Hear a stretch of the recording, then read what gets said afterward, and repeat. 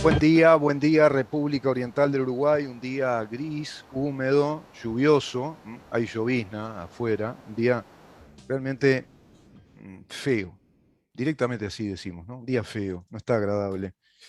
No hace frío, eso sí, igual que ayer, es una temperatura, digamos, bastante cómoda, pero con mucha humedad.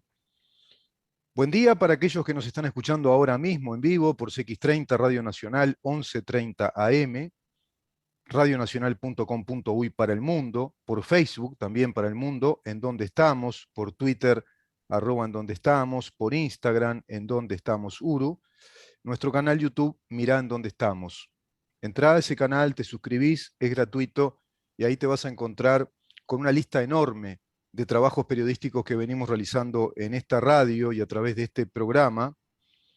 Bueno, hace ya más de 2 años donde están ahí nuestros especialistas explicándote un montón de cosas muy puntuales, muy interesantes, y también vamos desarrollando en esas columnas análisis, comentarios, reflexiones, a raíz de investigaciones que se van suscitando en esta tarea fantástica, hermosísima del periodismo, y esta tarea que emprendimos desde Organización Libertas, que es una asociación civil sin fines de lucro con el cometido de defender nuestra democracia, muy particularmente de defender nuestras tradiciones democráticas, republicanas y el Estado de Derecho. Por eso vamos convocando especialistas, a diputados, a distintos protagonistas, a senadores, a juristas, abogados, economistas, para ir entendiendo en dónde estamos, ¿no? En dónde estamos.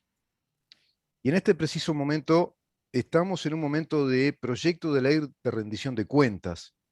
Eso es esta rendición de cuentas, porque a veces se habla de rendición de cuentas. Bueno, es un proyecto de ley que presenta el Poder Ejecutivo de acuerdo a esa competencia que es privativa del Poder Ejecutivo.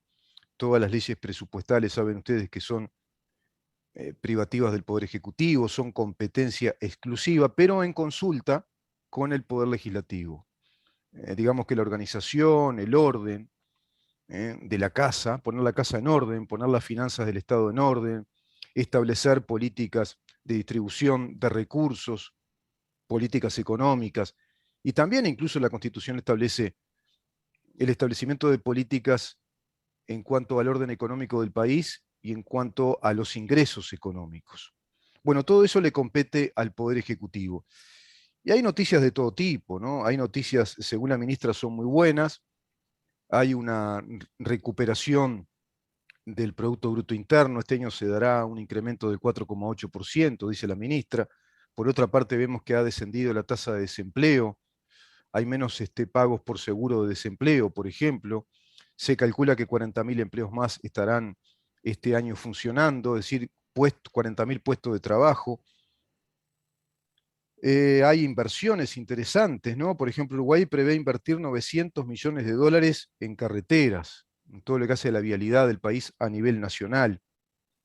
Y están discutiendo, esto es la política, ¿no? Están discutiendo dentro de la coalición cómo redistribuir esos ingresos, y así como lo presentó el gobierno está bien, empiezan las discusiones, hubo discusiones fuertes, cada uno empieza a tirar agua para su molino. Ya estamos en un año de bisagra, digamos, donde cada integrante de esta coalición de gobierno, bueno, pretende que le vaya muy bien a aquellos que representan a ese sector de la coalición en los ministerios. Todo eso muy lindo, ¿no? Pero por otra parte vemos un mundo complicado con esta guerra, esta invasión de Rusia a Ucrania y con los efectos inerciales de la pandemia después de 2 años, donde nos encontramos con unos Estados Unidos que tienen un proceso inflacionario como hace décadas que no tenían, donde está registrando el 8% de la inflación y sigue apostando al incremento de las tasas de interés de la Reserva Federal. Esto siempre lo hace Estados Unidos como para incentivar el ahorro, incentivar así entonces el ingreso de divisas, de dinero al Estado Federal de los Estados Unidos, y eso distorsiona los commodities. Las commodities que nuestro país hoy por hoy tiene ventajosas se van a ver distorsionadas, como se va a ver distorsionado también el consumo y la inversión en el extranjero de esa divisa, porque tiende hacia el ahorro. Se habla de que seguirán disparándose las tasas de interés. Alfie llegó a plantear que hubo un momento por los años 80, un momento realmente muy fuerte de tasas de interés que llegó a estar al 20%. Estima que no será lo mismo, pero se puede ir subiendo esa tasa de interés que creo que está en el 3, tanto, de pronto que disparen 2 puntos más, 2 puntos y pico más, 3 puntos más. Bueno, realmente va a distorsionar mucho el mercado de las commodities, que es lo que nos está favoreciendo hoy por hoy. Las exportaciones de granos y de carnes del país están a precios, bueno, realmente ventajosos, no los récords. Y por ahí, desde el Frente Amplio, se dice que este gobierno ya está en un viento o en un huracán de cola, y sin embargo lo plantean como un gobierno tacaño e irresponsable que va a generar un proceso inflacionario muy alto. Mirá vos, dicen eso quienes fundieron ANCAP, fundieron Pluna, dejaron un déficit fiscal muy alto, seguimos en un estado deficitario, un estado que está en el 4,8 de déficit fiscal, es decir, todos los años producimos y quedamos atrás, tenemos un agujero negro, debemos ese dinero, tenemos que pagar deuda, estamos endeudados, así que hay un montón de recursos que van para el pago de los intereses de la deuda externa, tenemos una deuda interna también, y tenemos un montón de empresas muy afectadas después de los 2 años de pandemia. ¿Qué quiero decir con todo esto? Que eso implica un esfuerzo de organización del Estado en materia estrictamente económica, de recursos económicos, y eso hace un gobierno, cualquiera sea, en este caso este gobierno, cuando plantea una rendición de cuentas, que es precisamente eso, rendir cuentas de lo que se hizo en el último año y de lo que hay que hacer hacia el periodo que sigue, de acuerdo al presupuesto que está establecido para este quinquenio, es decir, el total del dinero con el que cuenta este gobierno. Y no olvidemos que ha planteado una modificación muy interesante en materia de racionalidad administrativa del Estado, que es la regla fiscal. Es decir, no se puede gastar más de lo que hay previsto, y eso también haría incurrir en responsabilidades a quienes excedan esos gastos. Y por cierto que esa regla fiscal también indica que se deba transparentar el destino de esos dineros, que es el destino que se prevé cuando se aprueba esta ley de rendición de cuentas ahora muy discutida.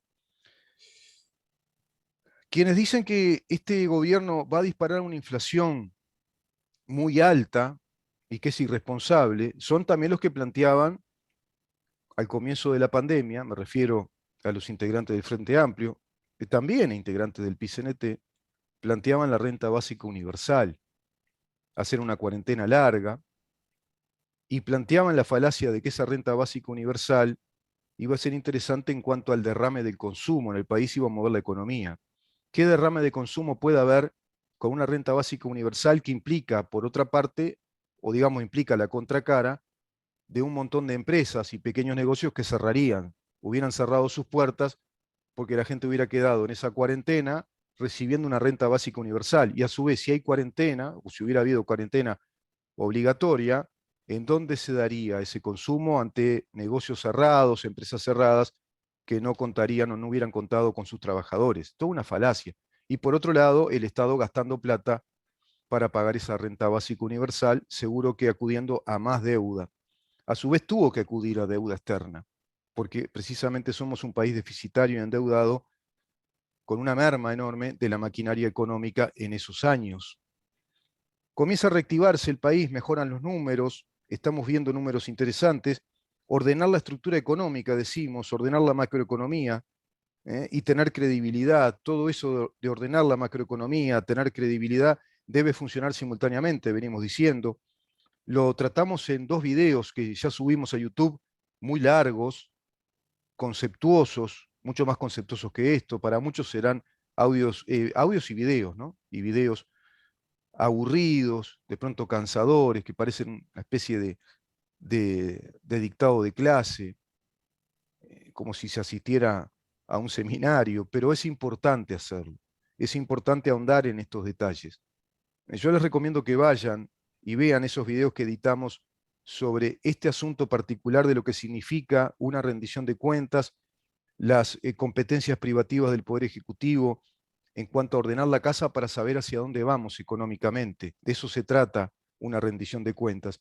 Iremos viendo, iremos siguiendo y muy de cerca lo que se va a ir suscitando en el ámbito parlamentario respecto a este tema también. Pero te repito, mirá esos videos porque ahí ahondamos conceptuosamente sobre este asunto. Tenemos que decir que la política impositiva es diametralmente opuesta a la política impositiva de los gobiernos anteriores del Frente Amplio. Este gobierno no puso un impuesto nuevo más, cumplió con su palabra hasta ahora. Pero claro, desde el Frente Amplio se empiezan a hacer cuentas y a dibujar las cuentas para decirnos que hay una escalada impositiva, indirecta, camuflada, a través de las exenciones, es decir, de las exoneraciones que este gobierno hace a varias empresas, como si eso fuera algo malo, y eso obedece a la racionalidad del mecanismo de la administración económica pensando en mayor productividad. Todo país sensato y razonable exonera o hace ciertas exenciones a empresas que generan mucho trabajo, que generan inversión y generan divisas en un país. Sin embargo, quienes dicen eso no dicen nada respecto a los paros abusivos sistemáticos que le están complicando la vida a Conaprole, por ejemplo. Y desde esa perspectiva, la gente de Conaprole le está planteando al gobierno que están pensando incluso en vender, porque no dan más respecto a esa relación tan conflictiva, desgastante, distorsiva de los empleados de Conaprole, que en términos comparativos, dicen ellos, son privilegiados en materia salarial. Conaprole es la empresa que exporta el 75% de los productos lácteos del país y abastece en un 75% en el mercado interno los sachets de leche, la leche descremada, la leche entera, también las cajas. O sea, es una empresa muy importante en cuanto a su dimensión económica, pero muy afectada por esos paros distorsivos que generan atrasos, por ejemplo, en el suministro del resto de los productos lácteos, de la elaboración de productos como yogures, como quesos, y se ven ya en desventaja, ganándole las góndolas de las grandes superficies del país, empresas extranjeras, muy particularmente una empresa argentina, la Serenísima, que le gana las góndolas, claro, porque una vez que se para eso, y hay paros que interrumpen un mes y medio de producción de esos productos, al comenzar otra vez, eso no es automático. Entonces hay un fenómeno inercial que de pronto lleva a que 2 meses Conaprole no tenga la posibilidad de hacer un buen abastecimiento y distribución del resto de sus productos lácteos. Toda esa distorsión está ocurriendo en el Uruguay. Plantean el disparate del 40% del incremento salarial los integrantes del sindicato de Conaprole. Realmente suena a disparate, a una cosa irracional. Y el gobierno ha planteado también en esta rendición de cuentas, en este proyecto de ley, algo en lo que me quiero detener, que es de algún modo restablecer los principios que formula la ley del funcionario público a los efectos de darnos una administración más eficiente, más efectiva. ¿Y cómo sería eso? ¿Cómo tendríamos una administración pública en cuanto a la administración central y la administración también descentralizada? ¿Cómo podría ser más eficiente y más efectiva? Lo cual implica, por otra parte, un ahorro también, un Estado más efectivo, más eficiente, más amigable con todos nosotros como ciudadanos en materia de trámites, en materia de gestiones. Bueno, sería un ahorro, no cabe duda. ¿Y cómo se haría? Bueno, la propia ley lo establece, ¿no? Eh, un control, por ejemplo, de la calidad de los funcionarios públicos, un control año a año. El Estatuto del Funcionario Público de la Administración Central establece todo este tipo de cosas. El objeto, dice el artículo primero de esta ley, del presente estatuto tiene por tal regular las relaciones de trabajo del Poder Ejecutivo con sus funcionarios públicos en un marco de profesionalización, transparencia, eficacia y eficiencia. Aquí están las premisas básicas del ordenamiento de la administración pública del que te hablo. El presente estatuto tiene por objeto regular las relaciones de trabajo del Poder Ejecutivo con sus funcionarios públicos en un marco de profesionalización, transparencia, eficacia y eficiencia. El artículo 2 dice, ámbito de aplicación, el presente estatuto se aplica a los funcionarios públicos del Poder Ejecutivo, con excepción de los funcionarios diplomáticos, consulares, militares, policiales y de los magistrados dependientes del Ministerio Público y fiscal. Es decir, hace referencia a todos los funcionarios de la administración central, se le dice, de todos los funcionarios de todos los ministerios, y también de la administración descentralizada. Las empresas, los entes autónomos, los entes descentralizados. Y en ese sentido, Conrado Ramos, el economista Conrado Ramos, quien es el director de la Oficina del Servicio Civil, le plantea al presidente de la República, al presidente toma el guante, digamos, le plantea el desafío de ir por esta vía y establecer en esta rendición de cuentas, bueno, que se aplique este estatuto mediante una ley que lo interprete o lo reglamente, que es el control de la función pública, profesionalizarla mediante oposiciones, es decir, realizar pruebas, ir a concursar por pruebas para subir en los escalafones laborales. Esas pruebas, esas oposiciones implican cursos de capacitación, cursos que se deberán realizar, que deberán ser obligatorios, para rendir luego esas pruebas que van a demostrar las capacidades que han desarrollado los funcionarios que tienen cargos jerárquicos. Por otra parte, los funcionarios que ingresen deberán ingresar por concurso, también probándose en esos exámenes de ingreso quienes están capacitados para ingresar a la función pública, presentando sus currículums, por supuesto, toda su currícula de estudios, sea universitaria o no, y deberán realizar una prueba de ingreso. Por otra parte, se deberá controlar la calidad del funcionario público. Y amén de todo ello, aquel funcionario público que no cumpla con la función, bueno, se le puede aplicar el despido, porque por incumplimiento notorio de la función pública, sea por la causal que son las que taxativamente se establecen en esta ley y en la Constitución, que es por ineptitud, es decir, por la inidoneidad, por la incapacidad del funcionario demostrada ostensiblemente, podrá ser despedido de la función pública, sea por delito o por omisión de la función pública. Y ahí también viene el control de las licencias médicas y establecer un régimen que sea igual, el régimen de las licencias, que sea igual al régimen de los trabajadores privados, que están en desventaja respecto a la licencia de los públicos, porque cobran el jornal entero ya a partir del primer día, y así estén 10, 12, 15 días, esos días los cobran por entero como si hubieran trabajado todo el mes. El funcionario privado no es así, los 3 primeros días no los cobra, y luego cobra un 70% más o menos de su jornal diario. Por lo tanto, eso también se plantea en esta rendición de cuenta. Ahora bien, los funcionarios de COFE manifestaron que estas cláusulas no les habían sido presentadas, se mostraron sorprendidos, esto lo hicieron ante la prensa, y manifestaron públicamente que en tanto no se resolviera con el gobierno este tema de estas cláusulas respecto al funcionamiento de la administración pública y estas cláusulas que están relacionadas a los funcionarios públicos, ellos, que si bien se mostraban contentos por la negociación que habían hecho del incremento salarial del 6% para los funcionarios de la administración central, bueno, plantearon que no irían a esas cláusulas de paz que le habían prometido al gobierno. Cláusulas de paz. Acá me quiero detener. Cláusulas de paz. Amenazaron al gobierno nacional con que no cumplirían con esas cláusulas de paz,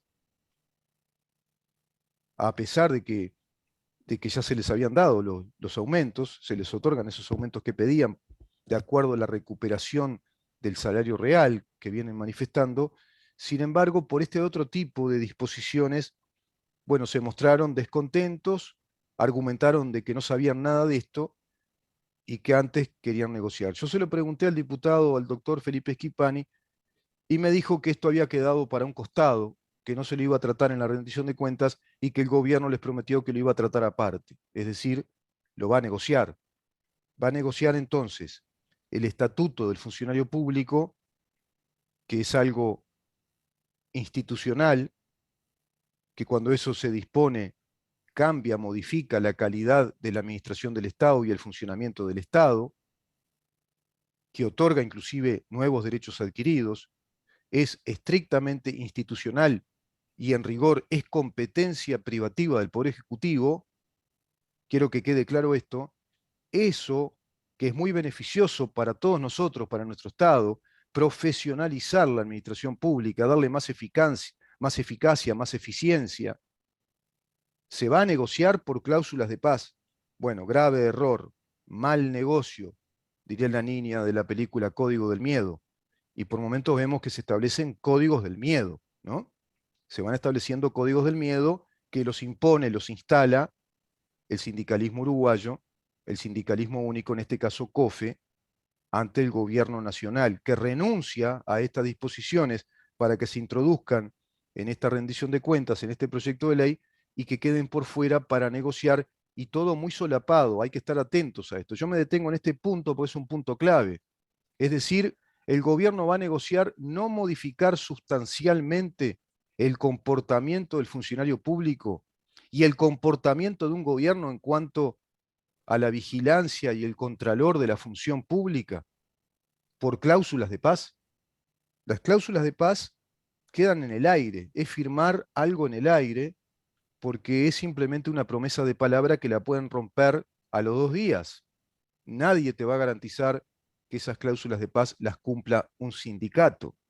Está comprobado en la historia que no funcionan.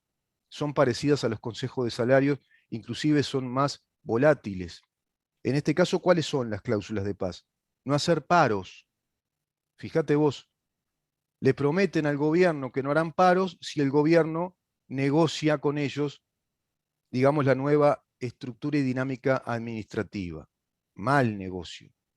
No tiene que negociar nada el gobierno con los sindicatos en este sentido. Para nada. No tiene por qué negociar.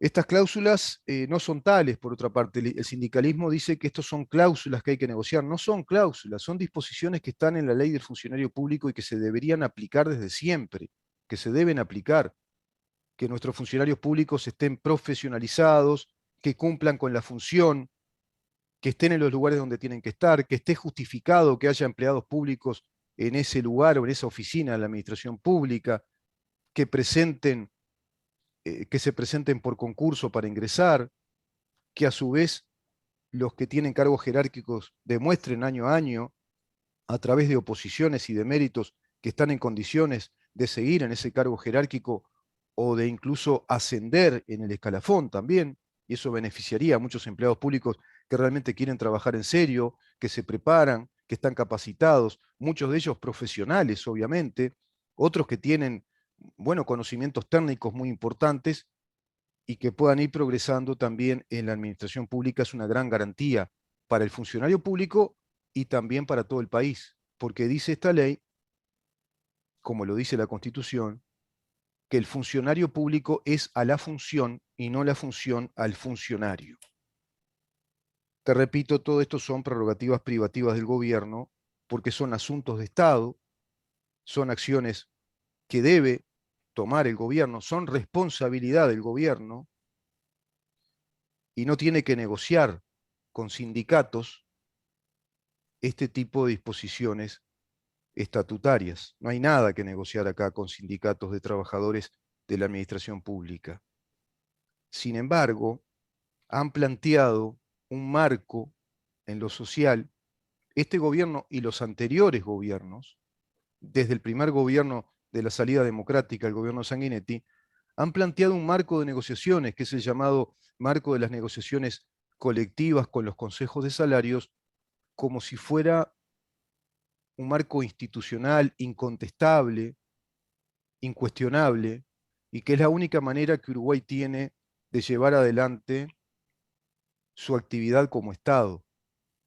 Se está reglamentando a sindicatos únicos, todos, todos del Partido Comunista, muchos de ellos sin personería jurídica, pero están reglamentados como los sindicatos, entre comillas, legalizados por el gobierno para negociar en esas negociaciones colectivas de mesas tripartitas, en los consejos de salarios, por ejemplo, algo que es un impuesto inflacionario indirecto como es los ajustes salariales al precio de la inflación. No olvidemos que el salario es un precio, y si se negocia el precio del salario en todos los escalafones laborales de la administración pública ajustados a la inflación que impera, si la inflación ahora está en el 9, por ejemplo, que todos los salarios se ajusten al 9% y recuperando salario real, inclusive se habla de más, lo que se está haciendo simplemente es la tonta idea de negociar un impuesto inflacionario. Por lo tanto, ¿por qué quería llegar hasta acá? Porque todo lo anterior de no poner impuestos, de racionalizar el Estado, de ir buscando por todas las vías de que el Producto Bruto Interno crezca en el 4,8%, de que el gobierno haya desarrollado un muy buen fondo para el sustento social en pandemia durante 2 años, que descienda la tasa de desempleo, que se siga buscando inversiones, que se hable de que 40.000 empleos más estarán este año. Todo ese llenado del balde, todo ese llenado del balde, lo vamos llenando de agua, después la volcamos en el pozo negro de las negociaciones colectivas con la negociación de los ajustes salariales a ese nivel, en esa escala o dimensión nacional, para todos los empleados públicos que en términos comparativos tienen salarios privilegiados respecto a la actividad privada, por ejemplo, y tienen un montón de privilegios. Por otra parte, no es la idea que se suba de esa manera, porque lo que estás haciendo es negociar una inflación. Por lo tanto, tirás, te digo, en el pozo negro lo que estás haciendo por el otro lado. No cierran las cosas, no se termina de entender. Pero este gobierno no vino a desactivar ese esquema, ese sistema, que es muy malo, es perjudicial, y que va reglamentando y legitimando a sindicatos únicos que adquieren este poder, el poder que tienen, un poder político de fuego más que sindical, un poder negociador, tal cual sea una especie de cogobierno. Están cogobernando el Estado con el poder ejecutivo que asuma nuestro Estado. Te repito, esto no es de ahora. Hace muchos años, hace décadas, que está funcionando de esta manera. Un país que se precie de ser más razonable, más racional, no lo haría. Dejaría librado al esquema o al sistema de negociaciones laborales libres, porque en cuanto a la actividad administrativa del Estado, el Estado no tiene que rendirle cuentas a los sindicatos respecto, por ejemplo, a los salarios que se pueden establecer por decreto, tomándose en cuenta la prerrogativa privativa del Poder Ejecutivo de llevar un control de las finanzas públicas y establecer una política económica de ingresos. Y en esa política económica de ingresos está la de los salarios. Y directamente le dice a los empleados, esto es lo que te podemos pagar ahora, esto puede pagar el país, por esta función, por esta otra, es lo que se puede, porque si no, se dispara la inflación, nos vamos a endeudar más. No olvidemos que los empleados públicos de la Administración Central no producen riquezas, están para administrar los servicios del Estado, los servicios que el Estado nos brinda, de acuerdo a el funcionamiento de la producción de riquezas, el movimiento social que tenemos, las distintas actividades que tenemos, el Estado las administra, pero no produce riquezas. En muy pocos casos produce riquezas en ANCAP, en UTE, que tiene fines comerciales, OCE, en empresas subsidiarias de ANCAP, pero lamentablemente están todas fundidas, porque las empresas que se supone que están creadas por la Constitución para que produzcan riquezas o tengan fines comerciales, el gobierno de Frente Amplio las fundió, como fundió Pluna. Por lo tanto, no tenemos hoy una administración del Estado, de la actividad pública, que esté produciendo riquezas, sino que está produciendo gastos para funcionar. Me gustaba aclarar este punto, porque vamos a seguir acá al gobierno en este sentido, un gobierno que no vino con la voluntad de desactivar los consejos de salarios y las negociaciones colectivas corporativas regladas, de sindicatos exclusivos y excluyentes de otros sindicatos, e incluso de negociaciones que se puedan dar de acuerdo a la libertad de las personas, de acuerdo a la autonomía de la voluntad, entre grupos de ciudadanos que espontáneamente quieran negociar algo porque están integrando la función pública, como también podría pasar en la actividad privada. Vamos a una pausa y recibimos al doctor Jorge Patpatian. Él es médico, médico clínico y sexólogo. Vamos a hablar con él de un tema muy delicado que también está, digamos que en el tapete parlamentario, la eutanasia.